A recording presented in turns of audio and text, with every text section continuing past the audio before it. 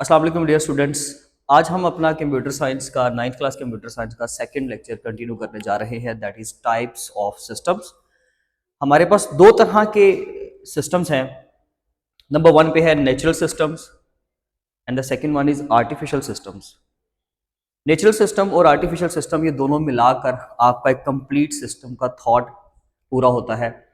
Natural system जो होते हैं ये ऐसे सिस्टम्स को कहते हैं जो नेचर की तरफ से हैं, जो कुदरत की तरफ से हैं, जिनको बनाने में, क्रिएट करने में ह्यूमन एफर्ट्स नहीं हैं, जिनको बनाने के लिए ह्यूमन इन्वॉल्वमेंट नहीं है, इसमें किसी तरह की ह्यूमन इन्वॉल्वमेंट नहीं पाई जाएगी। तो ऐसे सिस्टम को हम लोग क्या बोलेंगे? नेचुरल सिस्टम्स, जो आपके सिंपल नेचर की तरफ से हैं। अब नेचर बेसिकली क्या है? नेचर में तो बहुत चीज़ें हैं, जैसे कि हम एक सिंपल एक छोटे से एटम से अगर स्टार्ट करें तो एटम से लेकर आपके कॉस्मोस तक, यानी कि जो टोटलिटी है आपकी एग्जिस्टेंस की, जो भी चीज़ें फिजिकल वर्ल्ड में एग्जिस्ट करती हैं, इन सब चीज़ों के टोटल की बात करें तो ये एक वेरी टाइनी पार्टिकल से लेकर एक बहुत ह्यूज मैसिव बॉडी तक, ये सारी चीज़ें जो है नेचर का हिस्सा है।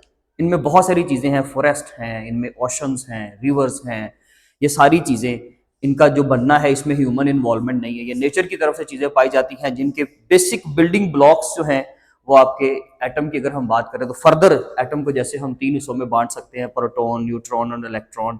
तो ये उसके बिल्डिंग ब्लॉक्स हैं जो जिसने इस पूरी ओरिजिन, पूरे जो आपके यूनिवर्स है उसकी फॉर्मेशन की है।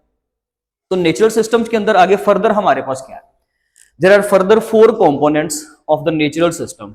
अगर ये शॉर्ट क्वेश्चन आता है, लेट्स सपोज दैट कि अगर ये नेचुरल सिस्टम का पूछता है जी शॉर्ट कि how many types of natural systems, तो हमने ये 4 कवर करने हैं, क्योंकि इसके अंदर तकरीबन आपकी दुनिया की हर चीज शामिल है, हर चीज तो इसके अंदर आ रही है। क्योंकि नेचुरल सिस्टम में सबसे पहले हम डिस्कस कर रहे हैं फिजिकल सिस्टम, नंबर 2 पे केमिकल सिस्टम, फिर biological system and the last one is psychological system. इसके अलावा कोई चीज एग्जिस्ट ही नहीं करती। यही बेसिकली टोटलिटी है। समझ लीजिए कि ये एग्जिस्टेंस का सारा कुल है। तो फिजिकल सिस्टम, ये वो सिस्टम्स हैं जो फिजिकली एग्जिस्ट कर रहे हैं और इनके फिजिकल एस्पेक्ट्स को ही हमने पढ़ना होता है। एक इंसान की, ह्यूमन बॉडी की जो मूवमेंट है, ये फिजिकल एस्पेक्ट है हमारा, राइट? कि हम क्या कर सकते हैं, कैसे हाथ को मूव करवा सकते हैं, कैसे हमारी लेग मूवमेंट्स कर सकती है। तो ये बेसिकली सारा आपका जो है क्या है, फिजिकल एस्पेक्ट्स हैं। तो किसी भी चीज में जिसमें फिजिक्स के लॉज हम डिस्कस करेंगे, आगे मैंने मेंशन भी किया हुआ है, जिसमें हम लॉज ऑफ फिजिक्स को डिस्कस करते हैं, जिसमें वो सारी चीजें, इनकी बहुत सारी फॉर्म्स है। मैंने अभी यहाँ पे बताया कि ये they include the things from very tiny object like atom to a very massive body, very huge body that is called as cosmos, जिनके very building blocks जो है क्या है जी? इलेक्ट्रॉन, प्रोटॉन और न्यूट्रॉन। इन चीजों के मिलने से ही ये चीज बनती है।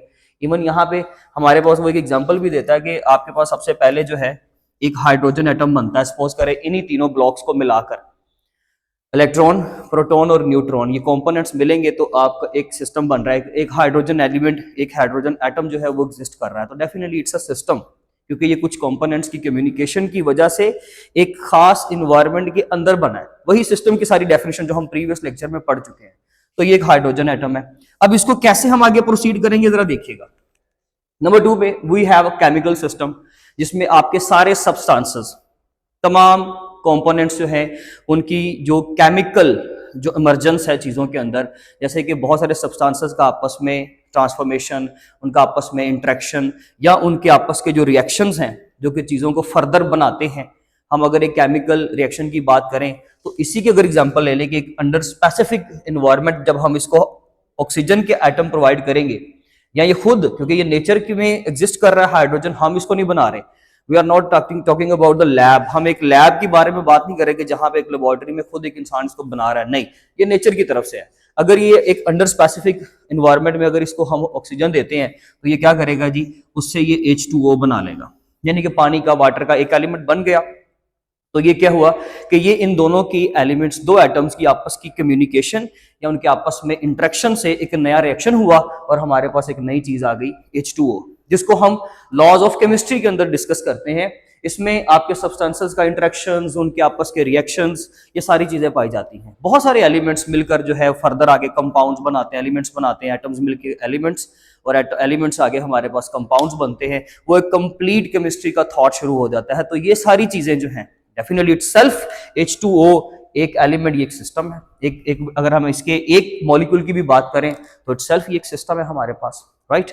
नेक्स्ट है जी बायोलॉजिकल सिस्टम। जब हम ह्यूमन या किसी भी फिजिकल एग्जिस्टेंस के बायोलॉजिकल बिहेवियर, हमारा बायोलॉजिकल बिहेवियर क्या है कि with the passage of time इंसान जो है वो ग्रोथ पाता है, रिप्रोड्यूस कर सकता है, फर्दर हम अपनी तरह के इंसान पैदा कर सकते हैं, ये हमारा बायोलॉजिकल बिहेवियर है। हम सांस लेते हैं, ये हमारा बायोलॉजिकल बिहेवियर है। हमारे अंदर जो मेटाबॉलिज्म है, डाइजेशन के प्रोसेसेस हैं, ये सारे मेटाबॉलिज्म, ये सारे हमारे बायोलॉजिकल सिस्टम्स हैं। और इटसेल्फ छोटे छोटे कंपोनेंट्स मिलकर एक सिस्टम बना रहे हैं जो ह्यूमन बॉडी को असिस्ट करके एक कंप्लीट इंसान जो है, जैसे कि इंसान इटसेल्फ एक सिस्टम है, इंसान बन जाता है।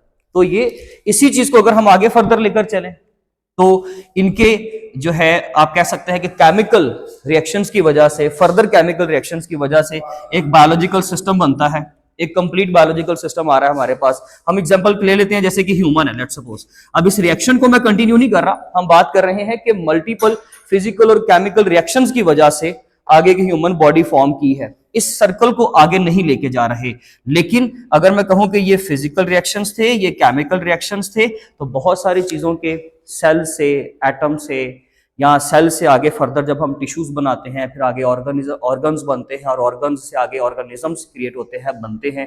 डेफिनेटली प्री क्लासेस में आपने कुछ ना कुछ तो जनरल साइंस या बायो का पढ़ा होगा, जिसमें आपको इन कॉन्सेप्ट्स का पता है कि टिश्यू से किस तरह से आगे मसल्स, और मसल से आगे फिर ऑर्गन्स, ऑर्गन से आगे फर्दर ऑर्गेनिजम्स, एक पूरा ऑर्गेनिज्म जो है बनता है।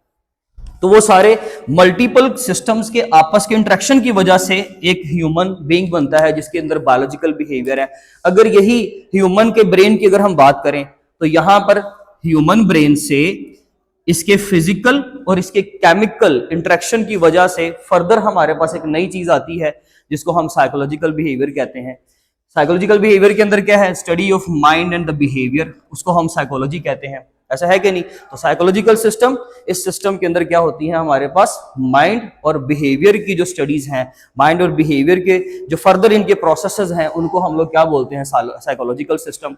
इंसान के सोचने का अमल, इंसान के हिस करने, जो फील करने का, सेंस करने का जो अमल है, ये सारी चीजें क्या है, किसके अंदर आती हैं जी? साइकोलॉजिकल सिस्टम के अंदर। तो we have total 4 different types of systems and they are derived from the natural systems. Actually you can say that they are the types of the natural system, right? So इसके बाद next है जी हमारे पास artificial system, जिसको हम अपने next lecture के अंदर discuss करेंगे। ये हमारा लेक्चर नंबर 2 ए पार्ट होगा उसका, और डी पार्ट लेक्चर नंबर 2 का इंशाल्लाह आपको नेक्स्ट आने वाली वीडियोस में मिलेगा। तब तक के लिए अपना ख्याल रखिए। अल्लाह हाफिज।